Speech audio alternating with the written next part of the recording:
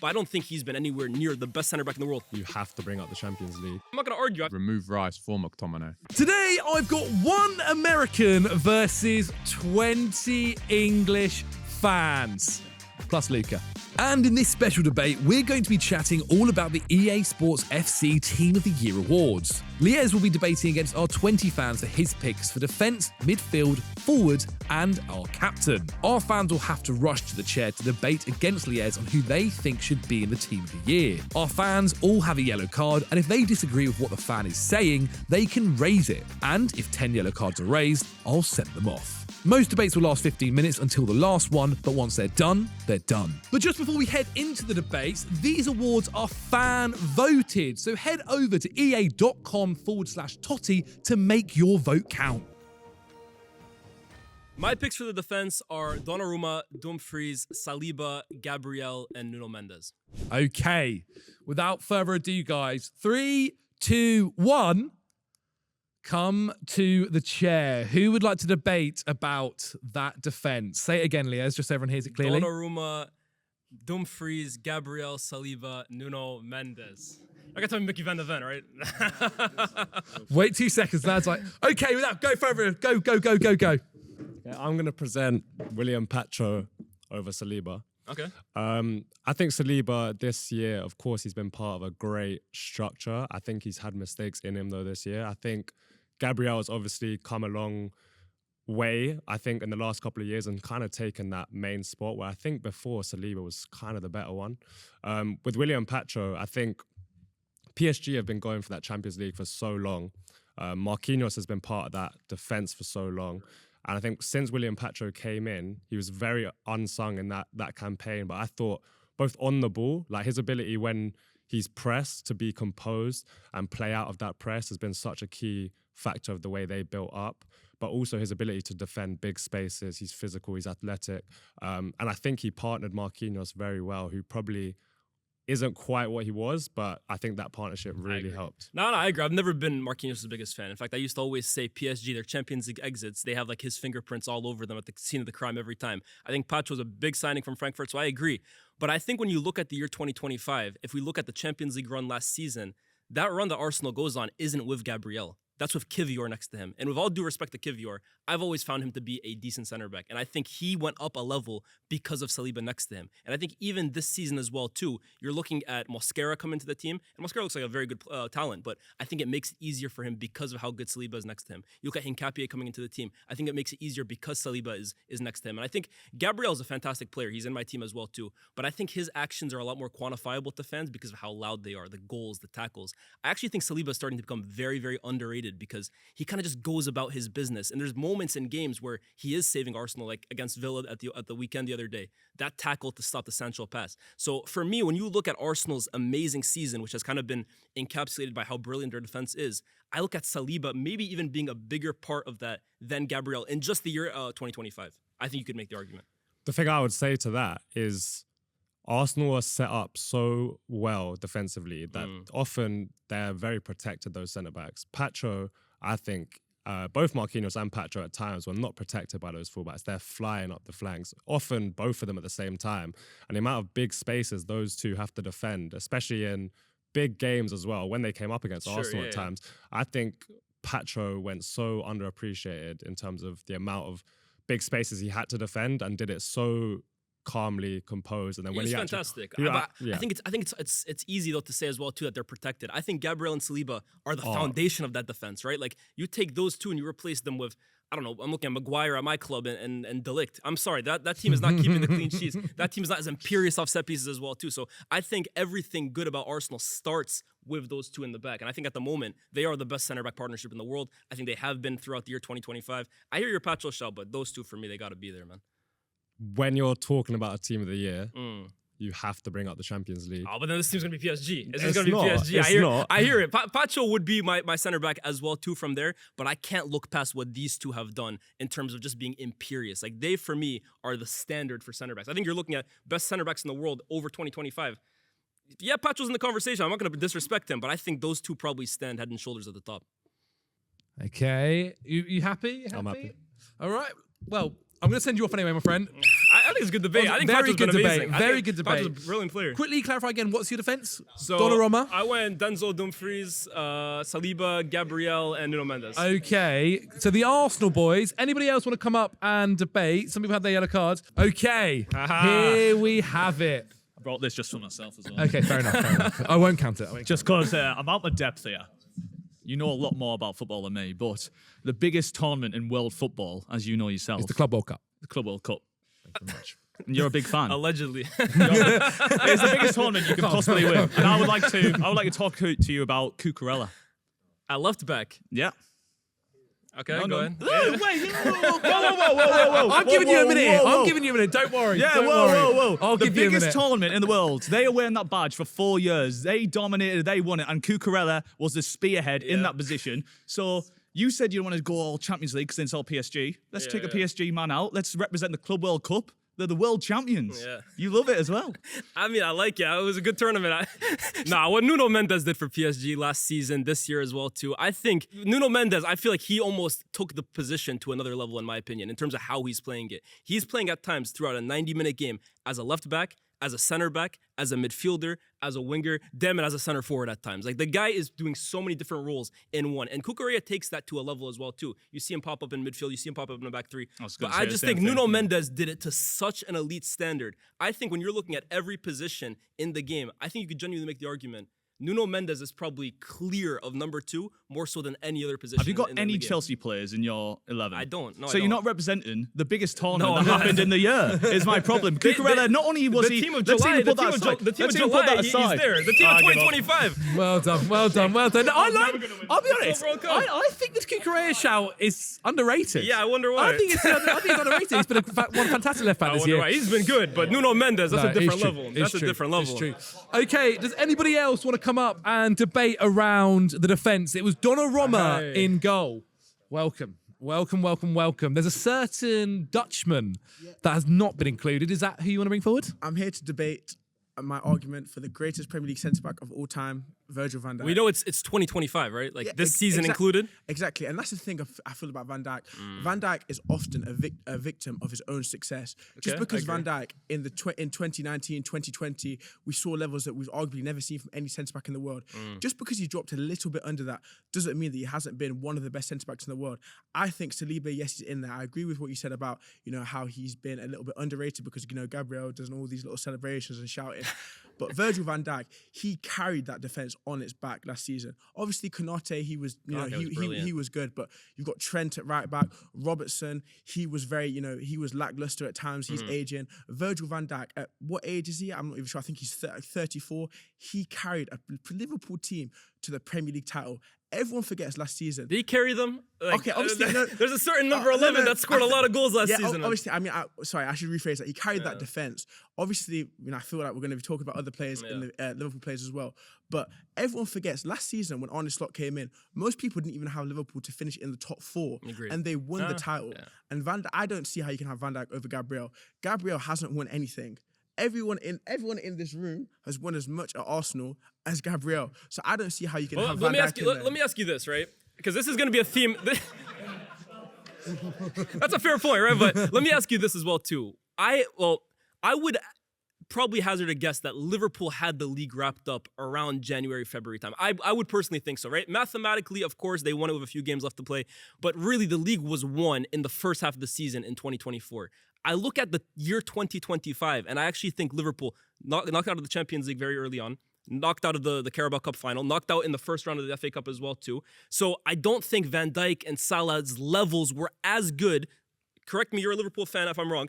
In the second half of 2024-25 as it was in the first half of the season, where I thought they played at an excellent level. Then you take into this calendar year where even as, I agree, Van Dijk is a victim of his own standards. He hasn't been shambolic, but I don't think he's been anywhere near the best center back in the world this season only. So you're looking at the year 2025. In terms of quality, I would agree Van Dijk, when he's at his best, is the best around. But I don't think he's hit anywhere near that level this calendar year. Okay, and with your argument about how the league was wrapped up, even if I don't believe the league was wrapped up in January, when was the City game at the Emirates where Arsenal battered City? The league was very much, still on then.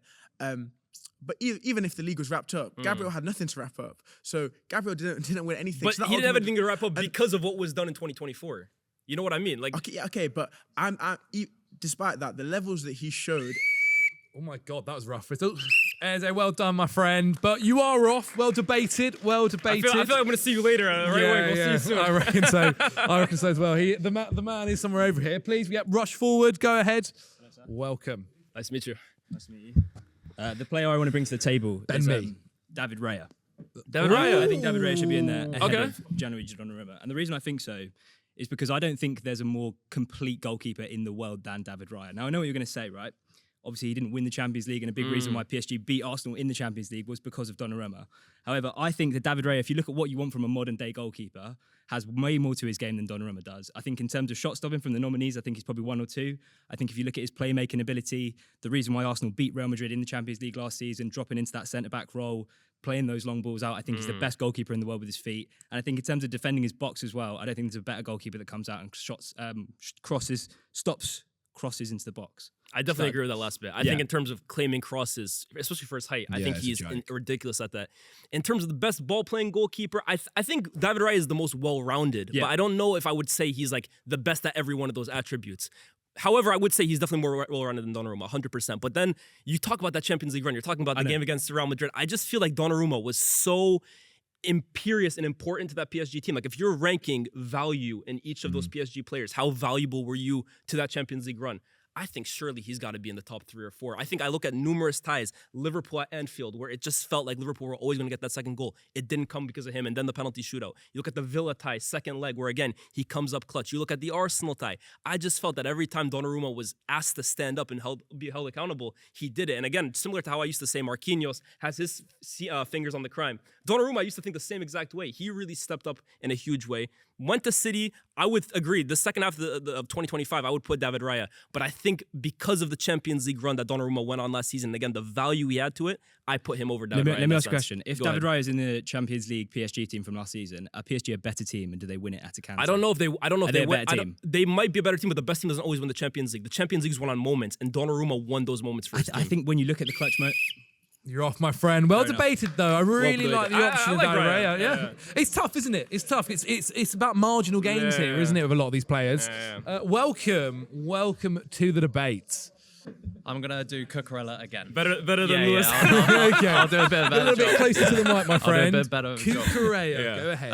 I think one thing that you have to look at is the Premier League. He obviously, Mendes won the kind of Champions League, but in the French league, I think Cucurella has to do so much more work in the Premier League in terms of playing all those different positions, where in the Liga you have, I think, less competitive nature where he can kind of play a bit of midfield and do all that sort. And then I do have to bring up the Club World Cup final. If you remove what you think about the competition, in that final, there are 2 teams that want to win that competition of really course, desperately of badly. course.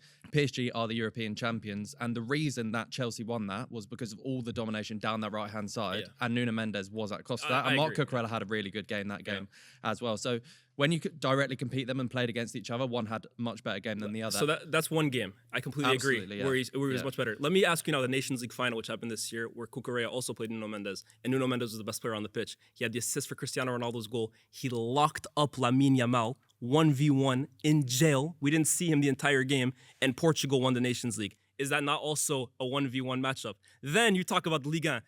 Let's compare Conference League to Champions League now as well too, right? Nuno Mendes is scoring in the biggest games, scoring in the semifinal, scoring in the quarterfinal. I think all that together, as much as I admire Cucurella, I think you stack up year for year. I don't see how Nuno Mendes doesn't come out on top here. I understand that, but I think Cucurella has more things to his game. I know I know, as in. Let's go. I'm sorry, mate. I'm sorry there. You're off. I might have saved you possibly as well. I might have saved you there. Well debated, though. Well debated. Guys, we've got about 2 more minutes left. If anybody wants to come forward and suggest another player for the defence. Anybody want to take it? Yeah, I was going to say. Nah, I want to add him there. Only if you believe it. I'm not going to force you to do one. We can call it. 3, 2, 1. It was a very good whistle. There we go. The defence First half. done. Just before we move on to the next debate, guys, I've sent everybody away for a really, really quick break. Because if you guys want to get involved and make sure your voices are heard, you can cast your vote right now for the Team of the Year in the link down in the description. So go down there, click that, and cast your vote. My midfield options are Vitinha, Declan Rice, and João Neves. Okay, lads. Without further ado, 3, 2, 1, go. Welcome, Connor. Welcome to the debate. Bring yourself close to the mic. We'll go. I would put touching the table. Well, you can touch the table. just no banging on the I'm table. paranoid about the no table banging now, on the man. table. I put like a soft bit there so it should help. I would put forward the argument for Scott McTominay. I really would. I think he was the best player in Serie A last season. I think he was Napoli's best player when they've won the league. He was Scotland's best player when they've qualified for the World Cup for the first time since 1998.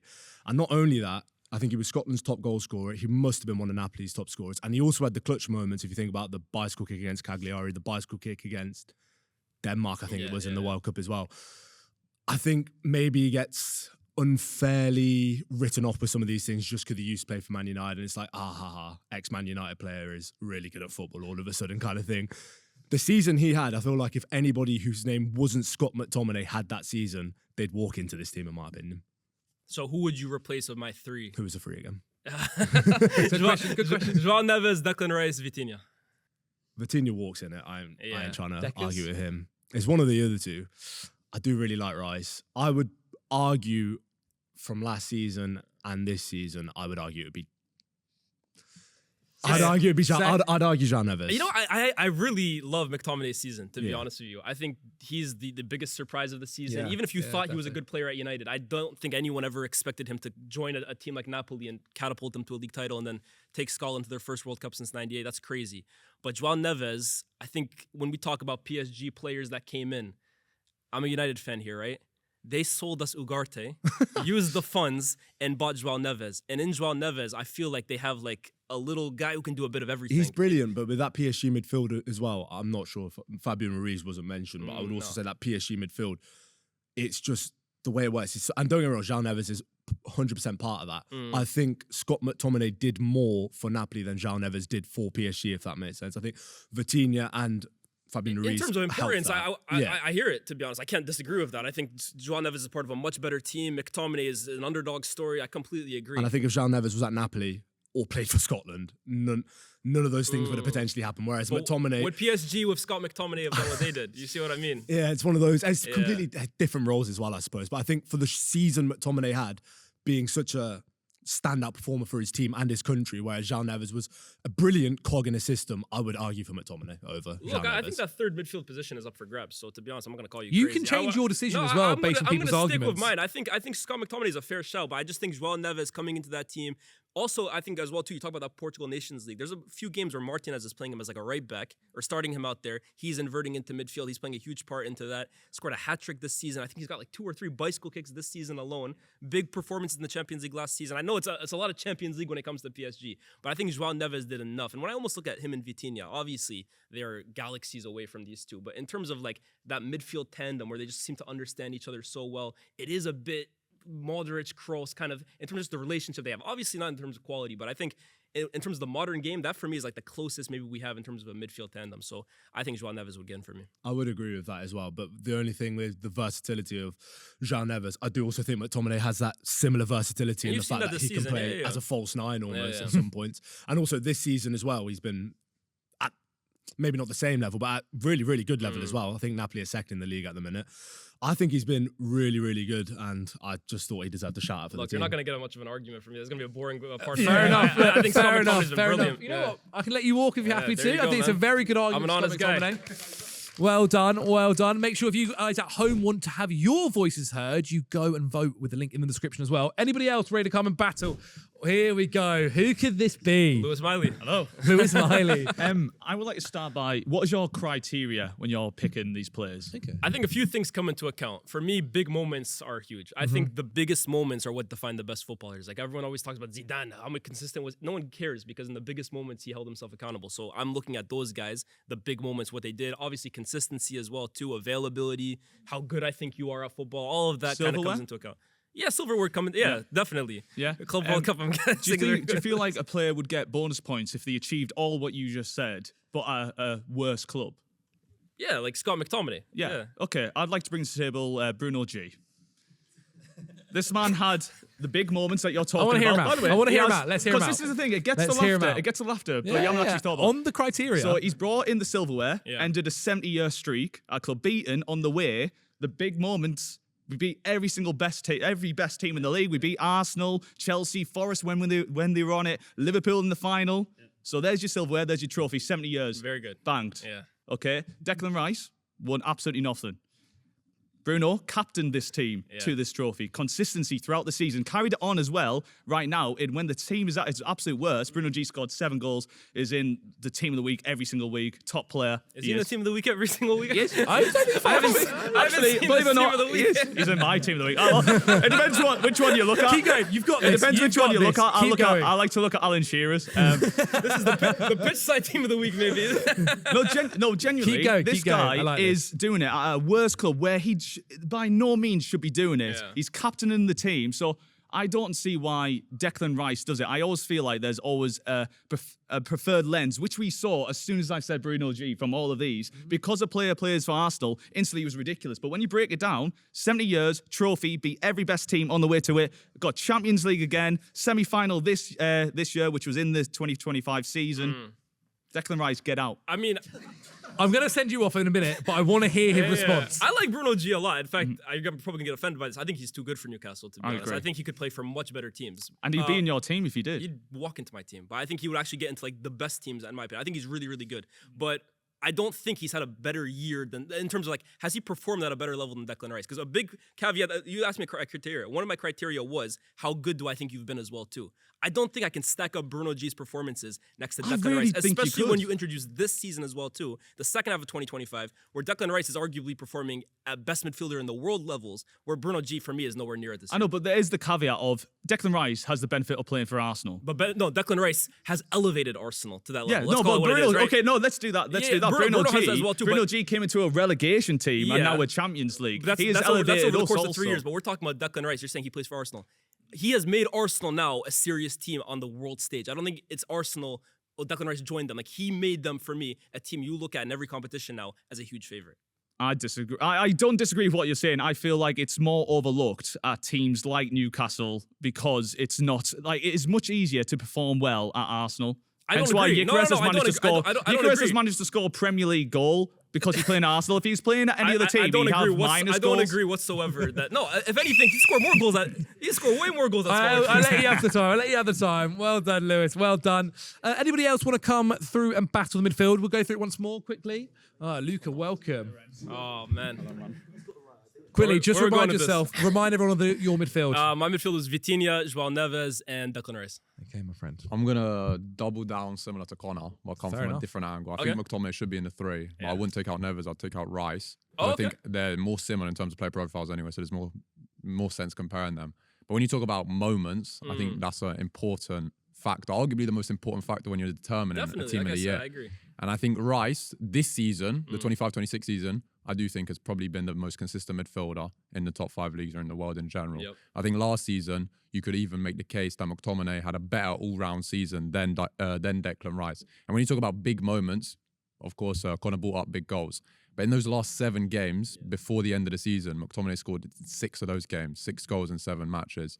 And the Serie A was decided on the last day. So his goals came in clutch. And he won Napoli the league after 2 years when they finished mid-table the season before. So I would say, if we're talking about moments, McTominay, I'd edge over Declan Rice in that midfield three. I think the moments, Scott McTominay has all of them, to be honest with you. I would say Declan Rice definitely has his moments as well, too. I mean, the 100%. 2 goals at the weekend, like he is a huge part Yeah. in Arsenal, maybe breaking a 20-plus year duck. Obviously, the free kicks against Real Madrid, Yeah. even though I actually think the away leg at the Bernabeu was even better from him, where he won man Yeah, of the he won match. man I of the thought match, he yeah. was even more imperious in that game.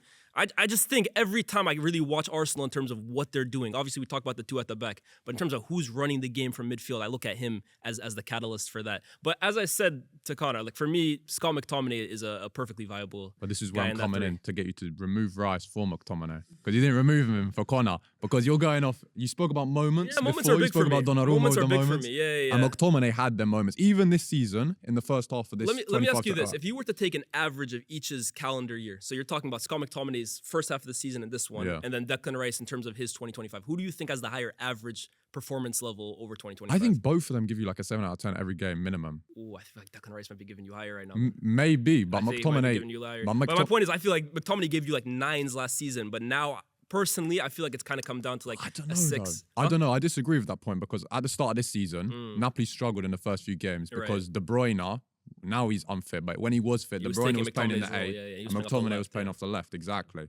Now De Bruyne is injured. McTominay's gone back into that engine role, that box crasher role, and he's raised Napoli's level when they're on a good I feel like David win. Neres is raising that level, man. I'm not course. going to lie. Scott McTominay, for me, in terms of the impact he had last season, I don't feel like he's on that level this season, man. I feel like he's fell off a bit relative to the level that he hit earlier in the season compared to now, whereas I feel like Rice has been a much more consistent. So I guess really here you're valuing peaks over the entire stretch of the year, which again is where I can say I can see it either way. But I still think McTominay's been consistent over the stretch of the year. I think it's unfair to say he's only had peaks because, what would you say is like a bad McTominay performance? Is there one that comes to mind recently? Like even like in the last few months against Inter, super close game. McTominay scores a volley from outside the box, breaks the deadlock. I don't know. For me, McTominay, it's not that he's had bad games, but for me, it's just like the level has kind of gone down. Whereas I feel like Rice's consistent level has been higher. I feel like McTominay's had super high highs, and then it's just like he's been decent. He's been there. I wouldn't say he's completely been awful, but yeah. I still think he's maintaining a very high standard this season, you would especially since put, De you Bruyne. would put Scott McTominay over Declan Rice. I don't think McTominay's a better player, but over the in terms calendar of year, their yeah, I would. Fair enough. And Like I said, Scott McTominay, I'm not going to argue. I feel like he's been amazing. So. And I'm only trying to convince you because you're talking about moments, and here it's a bit oxymoronic if you don't have I him. did value moments, so yeah, you might be right. What would it Okay. take for you to change Rice? Is there any way you'd look at it to change Rice from McTominay at all? Like I said, I feel like I'm pretty open to it. I feel like McTominay is the one guy in there in terms of the nominations that I didn't pick that really puts together a strong 2025. But I just think Declan Rice, in terms of the level that he's hitting, I feel like it is a higher level than Scott McTominay, especially when you consider the entire year. So that's why, personally, I'm giving him the edge. And I think both of us would have had Pedri in there as well. Oh, but you walk into my team, for sure. Best in the Possibly world. too many injuries. I can let you walk as well, my friend. Well Scott done. McTominay, man, I can't hate on him, It's man. tough. I can't hate on that. It's tough out here. Anybody else want to come forward with midfield suggestions? Please do. I think I might be saying it's the same player that you were going to. I'm not sure. Okay. I'm going to talk to you about a man called Moises Caicedo, Okay. who was one of the best players in the league last season, I think. Definitely. Certainly, probably the best midfielder for me. And yeah, he's not been at the same level this season, but the Club World Cup actually counts as this season. Yeah. So we can count that as well, which we've talked about. Chelsea won, and he was a big part of that. I also think that potentially you could say, and this might be a bit controversial, he's technically better than Declan Rice in terms of a defensive sense. I think Rice is a destroyer. I think he's an anchor, and I think he's a really big part of that Arsenal team. I feel like I would have him flipped, you know? I think Really? Caicedo is more the destroyer. Rice is more of like, he does his destroying all over the pitch, but for me, in terms of the traditional sense of a destroyer and an anchor, I find that's more Moises Caicedo, to be honest with you. Potentially. Do you not think that's changed this season, though? Do you think Rice has come into that more this season? I feel like Rice at the moment is just playing all action midfield. He's unbelievable. I find him in every phase of the game right now, he's kind of impacting it. Whereas Moises Caicedo, maybe based on what Chelsea require him to do, but he is really your traditional number 6 holding in front of the back four. Henry, mate, good. I'll take it. I was going to say a few weeks ago, I think it would have been a you know what? conversation. But yeah, I feel like Rice. Yeah, I hear it. I hear Okay. it. Anybody I hear it. else got an argument? Oz, you want to come forward? Please do. I'm interested to see what you say. I think the reasons that you'd put Declan Rice in this would be the same things that the reason I would with Moises Caicedo, and it's not necessarily those kind of incredible performances, but the level for Chelsea that he performs at consistently is ridiculous. And it's kind of got to a point where I think he's been doing this for like over 2 years, but it's only just now that people have been realising it, because he's getting some goals actually, and those in kind of football, when people score goals, even defensive midfielders, that's when you get kind of noticed. And I wouldn't say that I'd put Caicedo in instead of Declan Rice, but the reasons that you've put Declan Rice in, I think, is why Caicedo should be in there. And I think, who's the other PSG midfielder, not Vitinha? João Neves. João Neves. I think it's one of those things where I think if he played for Chelsea, I know different positionally, but the difference that Caicedo makes for that Chelsea team is ridiculous, and it's consistently. I know last couple of weeks he has had some bad performances and he's getting some yellows and everything like that, but I think his consistency in that kind of number 6, I think he would get into the number 6 role in more teams than any other 6 in the world. Yeah, I think that's really the issue here. I mean, obviously the way we're kind of making this midfield isn't, we want one set. Like, we're just picking They the don't best play three together. midfielders, I think right? that's sometimes what it is. It's about and that's being the thing who's with, the best. Rice and Yeah. Caicedo. They don't play the same role anymore, right? Like, I think Declan Rice, we got to stop calling him a number 6 at this point. He's in a holding midfielder. And I would actually take Caicedo as a holding midfielder. If anything, Caicedo should be competing with Vitinha in this. That's in what terms I of would argue for, but yeah, but I know what you're trying to say. Yeah, in terms of we're just picking the best 3. There we have Does it. that usually happen? That is, it does. It does. I kind of forgot about the time was a thing. That's the debate. I was ready to go. That's all the day, debate. man, I can't lie. I'm actually gutted about that. There you go. I'm gutted about that. Caicedo and Rice, the that never-ending was debate. really good. Really, really good, guys. Well done. Just before we move on to the next debate, I want to talk to you about the channel. Guys, you've been supporting in your thousands. Thank you so much. I really, really do appreciate it. If you haven't already, please subscribe. I'm trying to get to 100,000 subscribers. And if we do that, I said in the last video, and I'm still going to try and stick by it, I'm going to get Thierry Henry. So please subscribe and you can help. My forward options are Lamine Yamal, Ousmane Dembele, and Rafinha. Okay, without further ado, let's start the debate. Who'd like to come forward? Oh, Henry, what's happened there? Henry, what have you done? Henry, you've been absolutely outpaced there. You've no, that's how it works. There's nothing wrong here. You've smashed that. Well done. That's brilliant. Without further ado, go ahead. Listen, I think it goes without saying who I'm going to argue here. Yeah, I figured. I think this player is the most disrespected player of this generation. How Mohamed Salah is not in here? Listen, and this is the argument I'm going to talk about. Lamine, I need to hear the argument, guys. Okay, that's fair. Give him 2 minutes. Give him 2 minutes. Give him 2 minutes. This is the team of the year. This is Yeah. not the Golden Boy Award. Lamine Yamal, he's an amazing player. But 9 league goals. What he has done for his age is very good. But compared, if we're looking at it objectively, what Yamal has done versus what Salah has done without age, Salah is by far better. Obviously, I mentioned Van Dijk. You think he's by far a better player than Yamal? Had by far a better season. No, By far. that's not season. Okay, it's that's a like- year. It's a calendar year from January to December. Even 2020, 2025, everyone talks about, Yamal, he was amazing in the Champions League. Yeah. Including this season, he's got 7 GA in the Champions League. I'm sorry, mate. I'm sorry. I tried to hold the debate. The fans were against you. Okay, then. 3, 2, 1. Henry, he beat you. That's fair and square, mate. So I thought it was a gentleman's game. No, it's not. It's not at all. It's not at all. Get close to the mic and make your debate. Fulham beating Liverpool again, huh? Fulham. Yeah, well, technically Liverpool beat him then. But go ahead. Right, Harry Kane. I think it is again, this might be the most disrespected superstar in the history of football just because he played for Tottenham for a long time and didn't get the trophies and everything. His 2025 is unbelievable. Agreed. Last year, he got 11 goals in the Champions League. I think people overlook that fact very consistently. 26 goals in the Bundesliga as well. Let's not forget that Bayern actually lost the league before, so he did make an impact. He's elevated them. I think the professionalism He lost the league with them, by the way. Like, I feel like people are pretending like the league was lost and then he joined them. He's got this mystic silverware that people keep talking about. Yeah, he's got that under his belt now. Yeah. The level he's performing at, if you talk to any Bayern Munich fan, I was at the game at Arsenal, they say that he's better than any forward that they've had. Lewandowski. Harry Kane is reaching levels at the moment which puts him in the category of like Ballon d'Or winner. And if you look at his season this year, he's got 19 goals. That's the joint most of anyone in league football, along with Erling Haaland. He's played less games than Erling Haaland.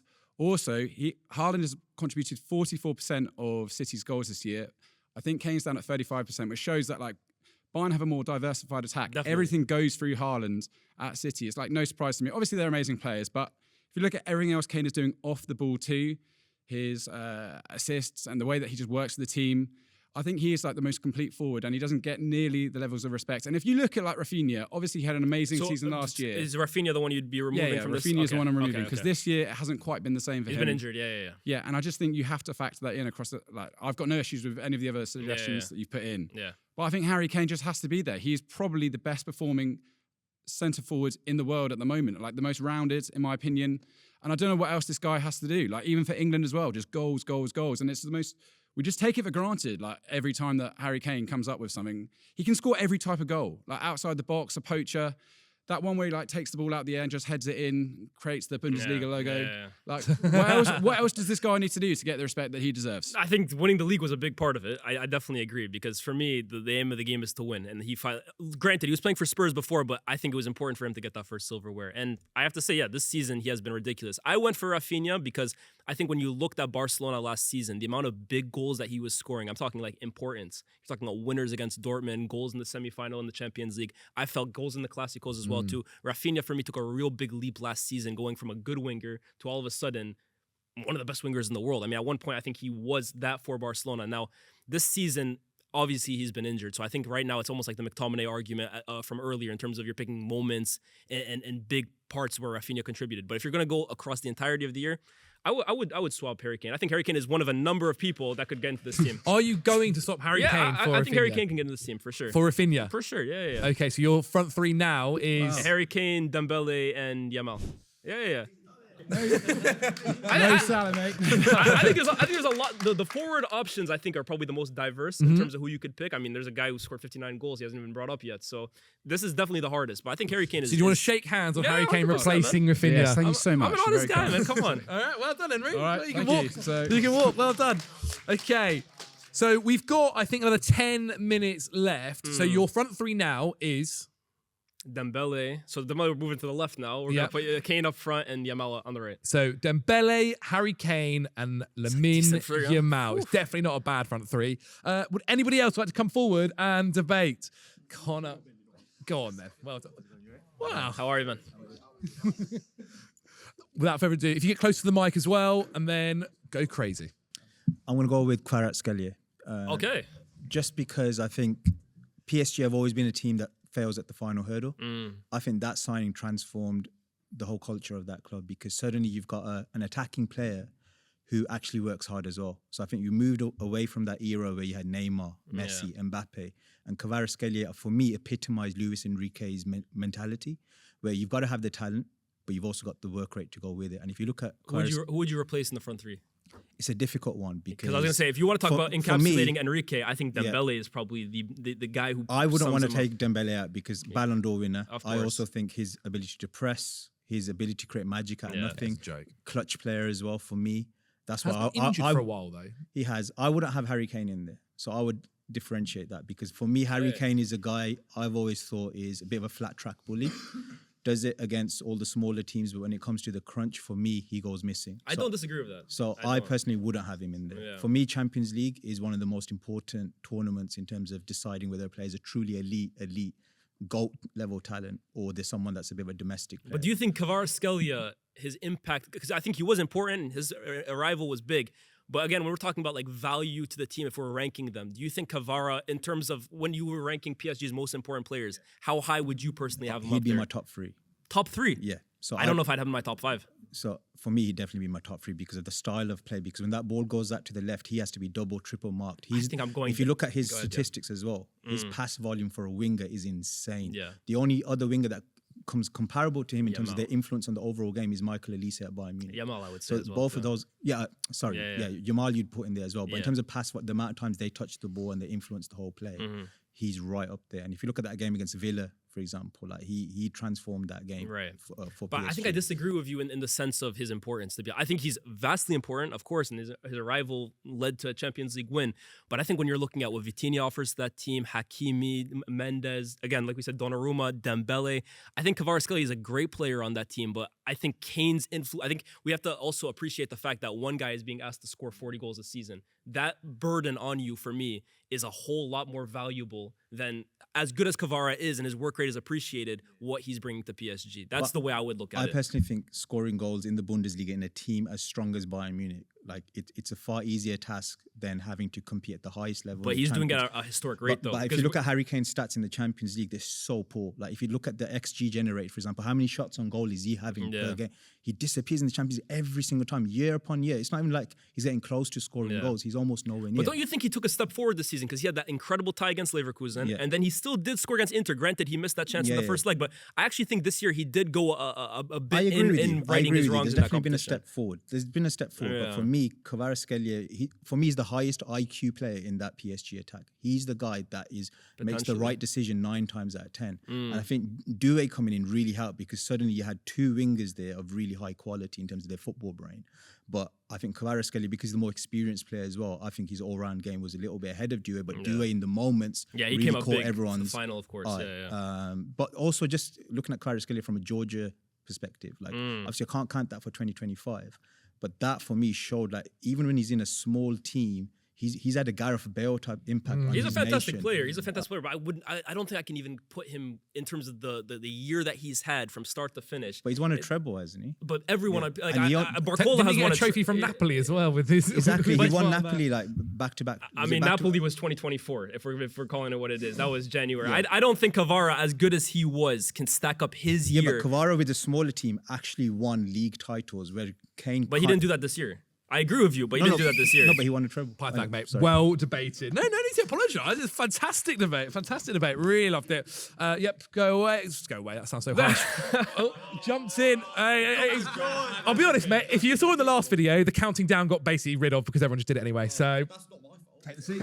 Take the seat. Yeah, you two was in Australia. Why is Mateta this way? Is he in one of the Yes, nominations? he is. Whenever you're ready, mate.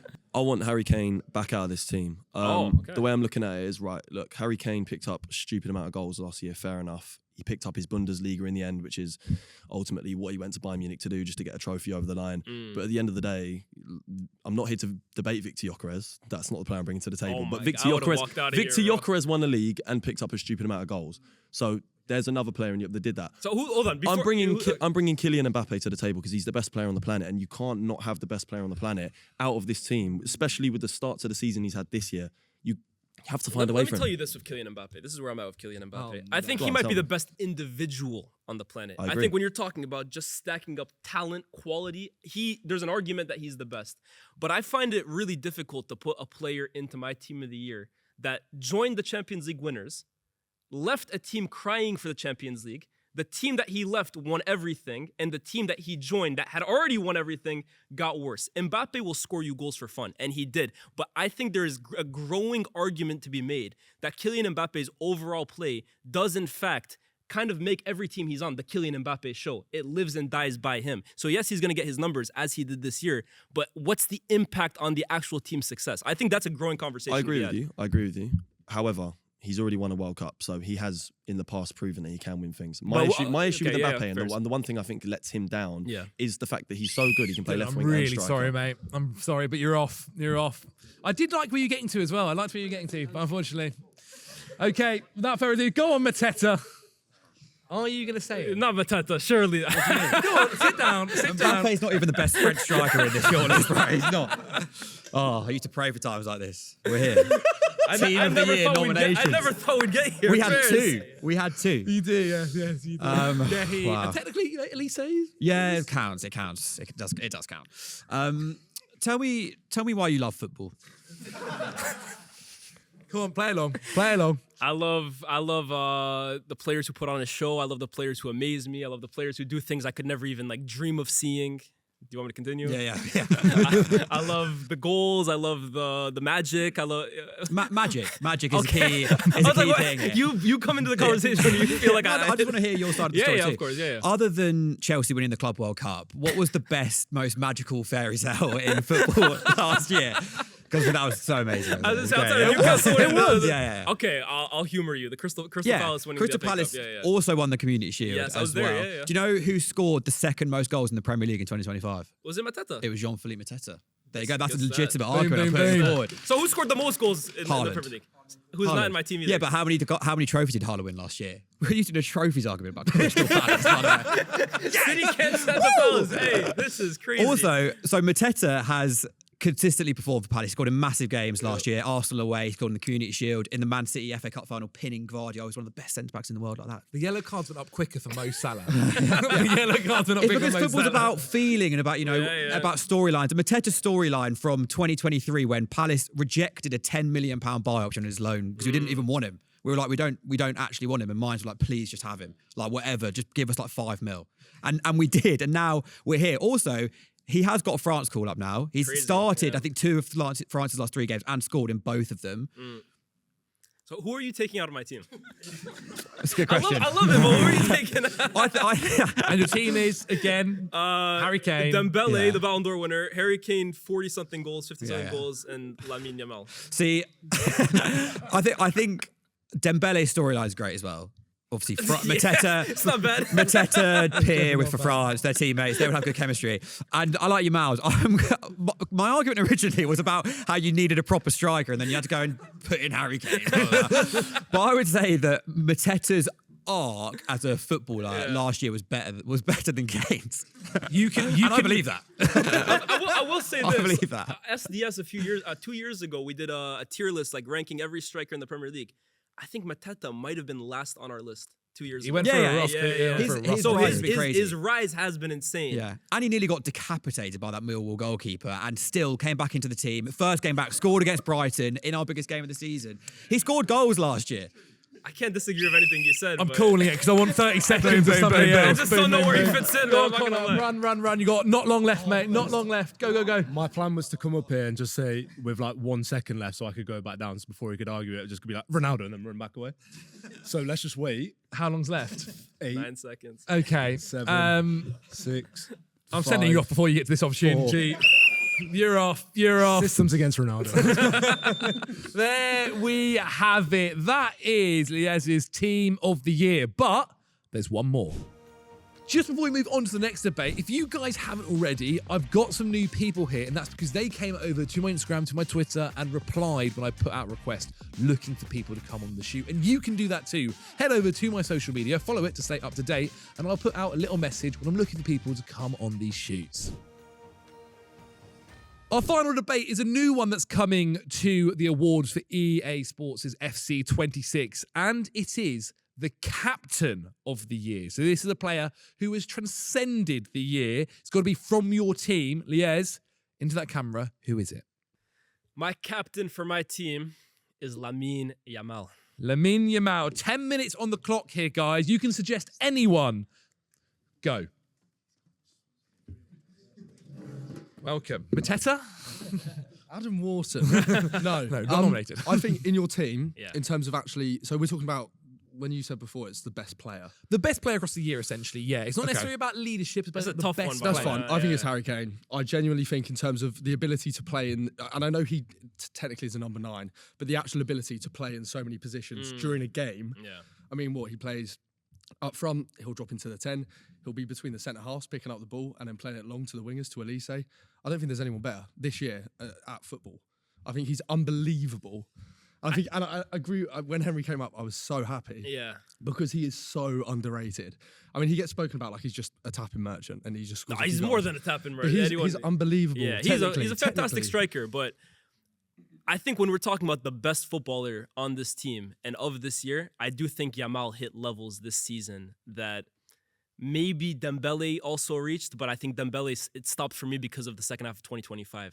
I mean, I think Yamal had performances this season that were genuinely being compared to some of the greatest players Individual of all time. performances, yeah. And I think when we're talking about the best footballer, the best player on this team, the best level hit, I don't think Kane's best level this season ever hit Yamal's best season. I think consistency-wise, I think he got him there. But I just think Yamal had performances this year that were historic. I mean, the Champions League semifinal against Inter, the Clásicos against Real Madrid, the game against France, the semifinal of the Nations League. We were watching a player and thinking to ourselves, is he already like amongst the best we've ever seen. And the guy's 18. I don't even want to use the age argument because even if he was 25, I think what he did this season was sensational. I think people keep talking about the stats, but even when you look at like the underlying stats, I think he had the most chances created, most big chances created. He is the ultimate creative machine. I think this year was the Lamine Yamal show, and it was just the Champions League was the only thing he was really missing. I think individual performances definitely stood out, and like you said, the semi-final as well. I mean, I was sat there like, what are we watching? Exactly. Yeah. I don't think I felt that way. Like Kane, I'm just like, wow, this guy's an amazing player. He's an I amazing think player. I genuinely think that. I watch a lot of Bayern for Elise. Yeah. I'm not going to hide that at all. But every time I watch Kane, he does things, and I'm like, what? Like, how is he doing this? Like, the ability to be between the centre halves, play the long ball to Elise, and then he's the one on the end of the cross and scoring the goal. It's ridiculous. The engine he has, just the way that he can dictate play and then be a striker at the same time. I just absolutely love Harry Kane, and I had to come up and give him some props. I hear it. But yeah, I've good to stuff away. Okay, fair enough. Please do. Yeah, go ahead. Well done, Henry. Smashed it. Walid, welcome. Who are you bringing forward? I don't think the streets are really going to like this one too much, but I think if we're talking about a player that's hit that insane peak in this team, I think it's Nuno Mendes. Because I think when you look at the player, good argument. Yeah. For example, Lamine Yamal, who's your captain, the one person that he struggled with not only internationally, even this season in the group stage game, had a fantastic goal. I think he's got a great assist that day. Blocked up Yamal again. Nations League, fantastic performance. Won the most trophies in the team, by the way, for doing that as well. And I think the level that he's hit, I love Patha's argument about Kvaratskhelia, because I think he was incredible and was kind of that missing piece. But I think Mendes this year, in terms of what you can do for a left back, that is one of the most, not even just left back, world-class players. Because internationally, as I said, fantastic peak for PSG. I mean, not many people can even lock up Saka the way he did. Like, incredible. Salah. Yeah, I mean, scoring in the quarterfinal. Like, this is a left back that's doing this. I think round of 16, fantastic against Salah. Salah got no service, got nothing that day. Absolutely locked up. I think when you come to left backs, I think maybe you look at the likes of like maybe a Prime Robertson or like a Marcelo. What I'm seeing of Mendes is something I haven't seen before. So I just think as a player that's hit that peak, that level this year, I think it's him, in my opinion. Are you agreeing that you'd move it to Nuno Mendes? You'd move it to Nuno Mendes, your captain? Nuno Mendes has had as perfect a year as you can have. He's been consistent from January to December. He's scored big goals. He's locked up the best players in the world. He's won everything. There isn't something he's missing. He completely slipped my mind. Nuno Mendes has had the most perfect season you can ask for. And I agree with you. I think sometimes we are too quick to say like, oh, is this the best we're seeing? But I think also sometimes we need to just admit what we're watching at times. Nuno Mendes is one of the best left backs I've ever seen in my life. So I don't need to see him do it for 6 more years to know what I'm watching is special. This is a historic player we're watching right now. So fair enough. I completely forgot about that. Smashed it, man. Well done. So I go Nuno Mendes. Nuno Mendes is now That's the captain. He completely slipped my mind. I'm thinking because we always think attackers as Yeah, well too. yeah, 100%. That's a great show. We'll give him his flowers. That's a great show. Okay, well done. Welcome. So Nuno Mendes now what you're up against. Not Lamine Yamal. I'm gonna raise you one higher, and I'm gonna go with Vitinha because everything that Nuno Mendes done and all the arguments you made, you can also say the same for Vitinha. All the positions he takes up is also a very fluid PSG side and tactical system. And you speak of someone like João Neves. Why did he get moved to right back for the Portuguese national team? Because Vitinha's there. Everywhere Vitinha goes, he is irreplaceable and, in my opinion, up there with one of the best in the world, if not the best in the world. I think it's. I can't disagree like too much with that. I think I would still go with Nuno Mendes just because I think even this season, I think his level has been really good. And maybe, again, it kind of goes back to the loud performances. You notice Nuno Mendes more, but I hear you, man. Vitinha is so influential to everything PSG does. The amount of touches, passes he takes up, scored big goals. I think he scored a hat-trick against Spurs this season. And again, you speak of moments as well. Yeah, He's 100%. always been there.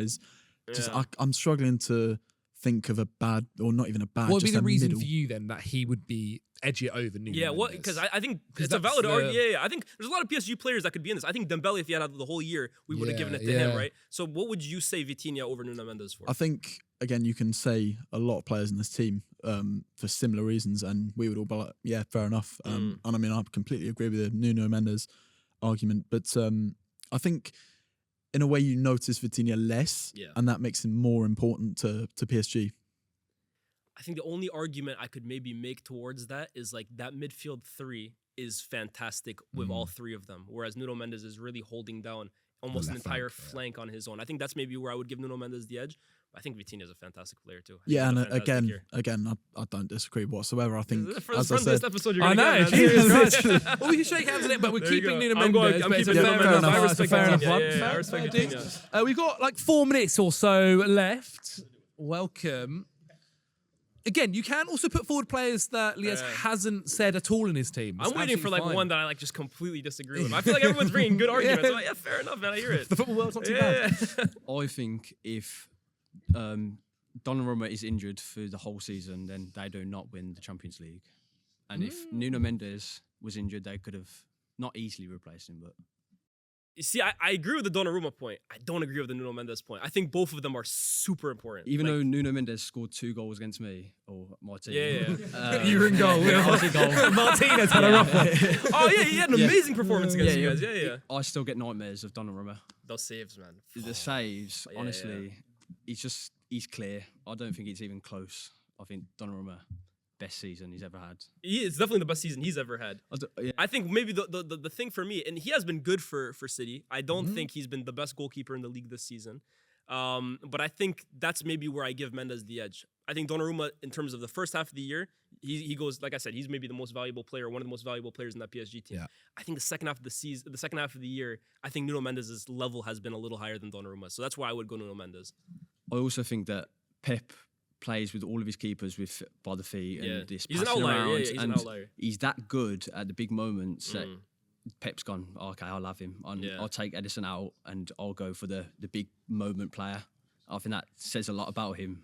It does, but at the same time too, I'm not really like that convinced by it. I'm not gonna lie. I think Donnarumma has been good this year, but I also think there is a huge element of control that they have kind of lost. Now that isn't only just Donnarumma, but I think it's something that hasn't really been talked about that much. In the fact that Donnarumma has come in, and it does feel like City playing out the back are a little more shaky. The amount of control they used to have on games does kind of seem like they it's don't gone seem down a little scary, bit. do they? And I also think Donnarumma, a big part of his game that no one ever talks about, is the fact that claiming crosses for how big he is, I actually find to be a bit it's of not a one of his weakness best in his game. assets, Like yeah. David Raya is 8 inches shorter than him, and I find Yeah. him much better in the air than he is. I think it might just be a personal thing because I'm a Villa fan. No, he That's scored fair you guys. enough. I hear it. But Mendes also, yeah. Both caused nightmares. Yeah. The away game and he scored in the last minute was. So you would a say dagger in the Donnarumma is heart. maybe the most irreplaceable player in that I PSG think, team. yeah. I think if you take out any of the PSG, I think they can be replaced easier than Donnarumma. To be fair, you're seeing it now with Chevalier, right? That is a bit of a downgrade. I'm going to stick with Yeah. Nuno Mendes. And they wouldn't have had him at that time, would they? So Yeah, they wouldn't have. Yeah, He yeah. would have been an even worse keeper. To be fair, the kid that they brought in recently in the club, and was it the Intercontinental Cup that saved the penalties against Flamengo? He's not bad. Oh, sorry. I Yeah, thought- I he was saved like, like pretty 4 sure Donnarumma played penalties. the Yeah, final. yeah. I'm going to stick with Nuno Mendes, but I think Donnarumma was a good argument. Okay, shake hands. Well done, boys. Well done. We've got just under a minute left. If anybody else wants to come in and make a debate around the captain, Pythag, welcome. I'm going to go with Vitinha or Pedri. I'll go with Vitinha, okay? The reason why I say that is I think midfield is one of the most underappreciated parts of football. Like if you look at Xavi, Iniesta, how many Ballon d'Ors they won? Nothing. How many nominations did they have? Nothing. And look what they did for Spain.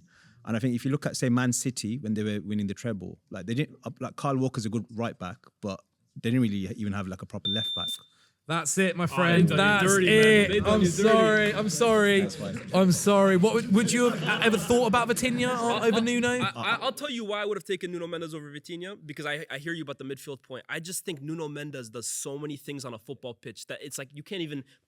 Boxing him in as a left back for me feels unfair. Like if you actually watch him throughout a 90-minute game, he pops up in midfield next to Vitinha at times. I mean, so. I don't even disagree, but I was just trying to create the argument. I like but, it. That's but good. my argument was just that I think the heartbeat of that PSG PSG side. team Yeah, he is the Vitinha. heart. Yeah. Well, But yeah, boys, anyway. that is fantastic. That is fantastic. Guys, round of applause all round.